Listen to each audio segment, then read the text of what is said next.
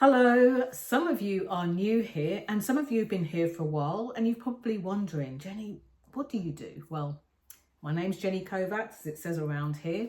I am known as the Queen of Being Seen, and I've been in the field of helping people, businesses and corporations to be even more visible for coming up to 15 years.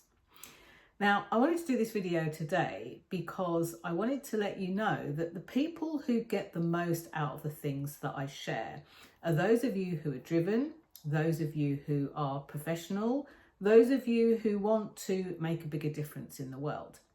And I love helping people just like you, your teams and the people around you, to be more visible in a way that they can speak out authentically, they can sell their or your services, and they can add an absolute ton of value too.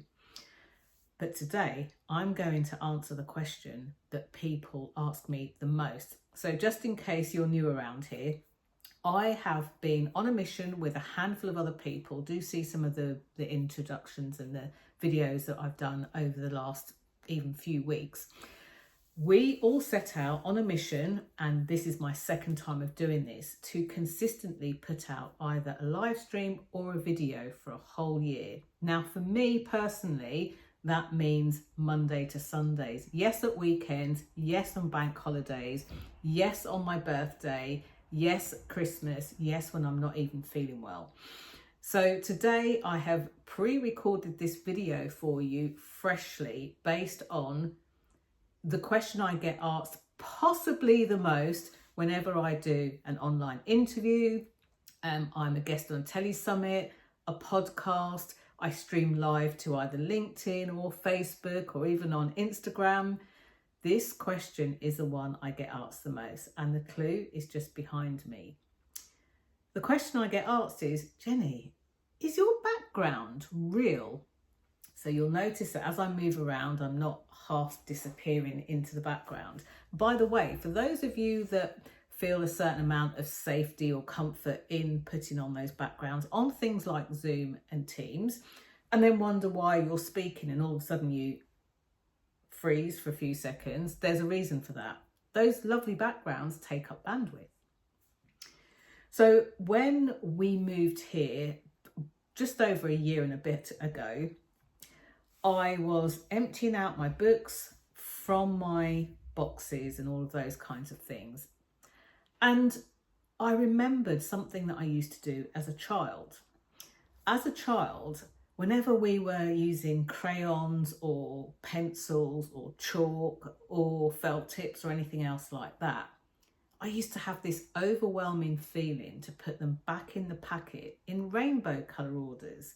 I mean, we were taught the song at nursery school, so why wouldn't it make sense to put all of our pens in rainbow colour order? I won't sing to you now, but remember the song red and yellow, pink, green, orange, purple, blue. And I used to feel really accomplished as this little kid that had managed to tidy up the pens. I used to do this for my own crayons and my own pens as well. You know, not obsessively, but it was something that I quite liked to do. It felt tidy. So when we moved here last year, I have a ton of books. I have them on my Kindle, I have them on my phone, I have them, I bought through Amazon, and I do like books that you can hold in your hand. And I decided just to do a little experiment. The office is white, a colour that I really love working in, even though I wear a lot of black. And I just decided, why not put my books on the bookshelf in colour order like I used to do as a kid with my crayon. Now, I'm going to be honest with you in that most things that I do, they have a reason behind them. They look very casual, they look very kind of, off the cuff, but actually a lot of the things that I do, there is a reason behind it. And on this occasion, when I decided to put my books in rainbow colour order, there was absolutely no reason. But one thing I noticed very quickly, I was invited to be a guest on a podcast, and the minute the host popped on video, she said, "Oh, is that your real background?" I said, "Yes." A few weeks later, I was delivering a guest expert session for a wonderful mentor of mine. to their group. And as I was saying hello and asking people where in the world they were tuning in from, a few of them started to type, "Is that background real? My daughter's watching this and she wants to know, is that real?"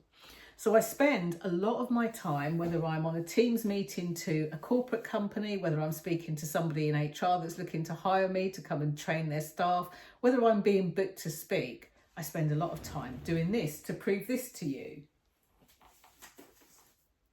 This is a real bookcase.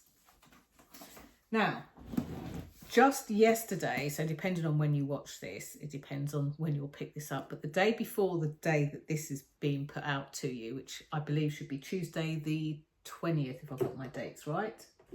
Tuesday the 20th of August, this is going out, yes.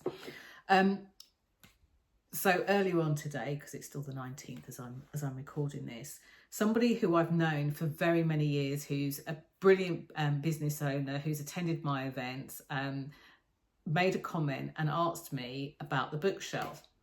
And they went on to ask a further question, which isn't one that's frequently asked, but I'm going to answer it here.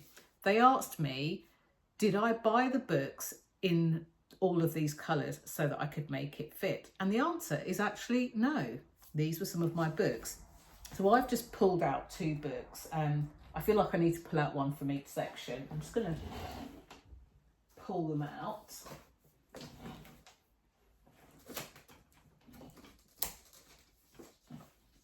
Put these down now.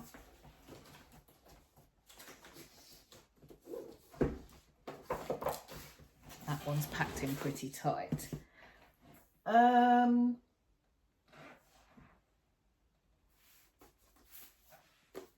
Okay, so just to show you that not only is my background real and are the books real, these are books that I have had on my bookshelf, some of which I have read, some of them I've partly read, and some of them I still pick up and read to this day. I like the feeling of a nice book in my hand. So, starting from over here, here's the selection. This one. This was actually bought for me as part of, I think, a Christmas present, if I remember rightly. That's Michelle Obama's Becoming. It's got a white spine, so it goes in the white section here.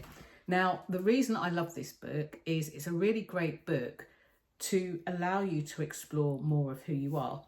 And somewhere on one of these shelves here, I think down in the blue, I actually also have the Becoming Journal, which has got different questions that you can answer.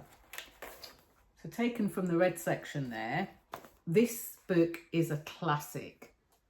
Feel the fear and do it anyway. I can't tell you how many times I've read this book, but for most people who are wanting to do better for themselves, you would have bought this book at some point. So that's another one. This next book is one that I have bought for clients over the years. There's actually another version to this, but this is this book by Jen Sincero, who is a really funny woman naturally. And this book is funny. You're a badass at making money. And it's about mastering the mindset of wealth. It's packed with really great tips. It's got some esoteric principles in there, which are really powerful, and some very funny stories along the way too. And anytime I work with somebody privately, I usually will buy them this book to read at their leisure alongside. So highly recommend it. Another one is from a favourite author of mine, Marianne Williamson. This one, Tears to Triumph. This is a really great book, and really great if you feel like you are going through a really hard time. So it's the spiritual journey from suffering to enlightenment. And if you're wondering how you recognise that name, Marianne Williamson actually ran for Congress this time around. And although she's now not continuing that journey, she speaks quite a lot still about that in the US. And then finally, this book is one of my favourites because Edric actually spoke at one of my events quite some years ago. Edric was a London firefighter, and due to a few beautiful synchronicities, ended up writing this book about his life. So that's it. Day 85 done. I will see you tomorrow. And if you've got questions you want me to answer, let me know.